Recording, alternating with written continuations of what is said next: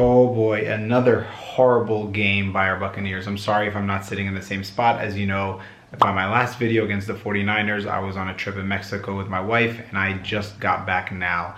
I was able to watch most of the first quarter, pretty much, yeah, 80% of the first quarter, and I was able to watch the third and fourth quarters on the flight, in my connecting flight and in my layover. So I have a general idea of kind of what happened. But before I get into that, I am Rami B. If you are new here, make sure you click the subscribe button down below. I post weekly Buccaneer reaction videos. This one's gonna be a little more brief because I don't have the stats and anything in front of me, but talk about a tale of two halves. Our Buccaneers started out 17-0, looking like a completely different team. The defense shut down one of the hotter teams in the NFL. Our offense, was creative. All of a sudden we were doing motion on every other play action. Things were getting crazy, and Evans was getting involved. I think he had like 80 some yards in the first half, and they ended up having 0 in the second half. Brady looked good. It was like a completely different football team. And then in the second half, it just completely unraveled. That fake punt situation led to a fumble. They had a short field. Brady had a pick, I believe, short field, and Brady fumbled when he was sacked, short field, and then another fumble and the handoff to Fournette, another short field, and then that other interception. It was literally, this team is ridiculous. This is arguably the worst half of football I've seen in probably my life from the Buccaneers, if we're being fully honest. Was that 5 turnovers? Okay, the fake punt, I guess, doesn't count as a turnover. It's a turnover on downs, whatever, but I'm going to go back to coaching. I know Brady didn't play well, but again, I think it falls back on coaching. This team does not have the right leadership in place in terms of coaching to get them out of that funk. It seems like this season, once things start going bad, it unravels, and the team just doesn't have the strength or like the mental strength to overcome it when they need to. It was literally turnover after turnover after turnover. They moved, I'm not going to blame the defense. You have a lot of short fields. I think, Carlton Davis did his job. I think he held Jamar Chase to around 60 yards and a touchdown. I think he's been balling out all year, minus a few games. So this was one of the better defensive performances against him. The pass rush in the first half was getting there. But it just shows that, we are unable to adjust. It seemed like the Bengals were using the short passing game a lot more. I mean, what is it? Burrow had almost 30 completions for like 199 yards. So there were a lot of short passes. Offensively, a lot of the players were saying after the game that the Bengals used a lot of different stunts to get pressure. And then again, goes back to our offensive coaching. Byron doesn't make adjustments, max protect, anything like that. It seems like we were completely outcoached, and that's kind of been the theme all season, where opposing teams outcoach us because their coaches are better. They know how to adjust, and we don't. I do applaud Todd Bowles on his aggressiveness in the first half, but it seemed that fake punt was, to be honest, that was kind of stupid. I don't remember the last time the Bucs ran a fake punt. I think it was with Greg Schiano, if I remember correctly, in 2012, 2013, something like that. But yeah, it was really stupid that time. If you felt like, if you wanted to get the first down on 4th and 1, why wouldn't you run a QB, have Brady sneak it or call up another play? Why would you do a fake punt? It's just, the decision making by these coaches is horrendous. They call the weirdest things at the worst times. At the end of the half, our last drive, or the drive before the Bengals scored their last touchdown, we ended up punting with, I think, 6.5 minutes left, 7 minutes left. I think it was 4th and 2 on our 11. I don't know why we didn't go for it. I'm sure Bowles was probably like, oh, this worked out last time against the Saints.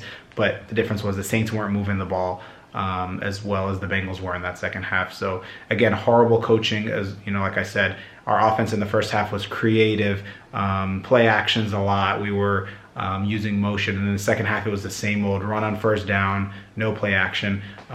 It was like we got a 17-0 lead, and then the conservative defensive head coach decided, let's shut it down and milk the clock, which wasn't working. So we're 6-8 now. We play the Cardinals next week. I am going to that game, so my video will be a little late.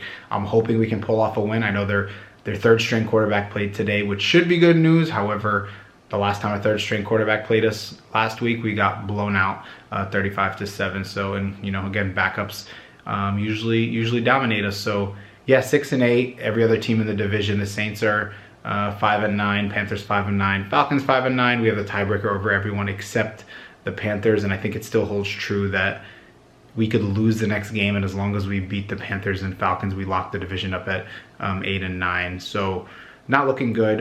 Some stats that I saw: Mike Evans had 0 catches in the second half, 0 targets in the second half. Again, I always believed, and I tweeted it, that our offense always looks best when we get Mike Evans involved early. even if you target him and he's not catching it as much, it makes the defense have to respect it. And then also, I think Brady, it said he was 79-0 when leading by 17 points at the half, and now he's 79-1. It feels like a lot of the bad records, a lot of records Brady had were like giving him the bad end of it, and it's like he's experiencing the full Bucs life, but it's not looking good. I've been seeing tweets, people saying we need to fire the head coaching staff and get an interim head coach in there to kind of spark the team, and I agree. The Raiders last year, they fired their head coach, their interim came in, I forgot who it was, and they ended up making the playoffs. They made the playoffs. They were out in the first round, but they made the playoffs. Could you think about it? If you fire Bowles and Leftwich, can things get worse defensively? I know Bowles is a defensive guy. Can you say that players on our defense have improved over the last few years? Devin White has gotten worse since the Super Bowl year. Joe Tryon-Shoyinka is not that. He hasn't really shown anything as a first-round pick. Logan Hall, I haven't seen him. It seems like players are regressing. But yeah, let me know down below what you think. What you think the cause is. But we're not a good team. Again, we're horrible. This was a game that we should have at least locked away. 17-0, 17-3. We just can't. We keep unraveling. And again, I always say coaching. And a lot of people don't say it's the players. It's Brady. I'm not going to blame Brady. Well, yeah, I can. I mean, he had 4 turnovers. That's not good. But he's hardly the problem overall this season on offense. But again, when we had Bruce Arians, how many games were we down 2 to 3 scores and we still rallied? How many games, like the Bills game last year, where we had a big lead, they caught up, and then the team kind of held on tight and ended up pulling it off in overtime?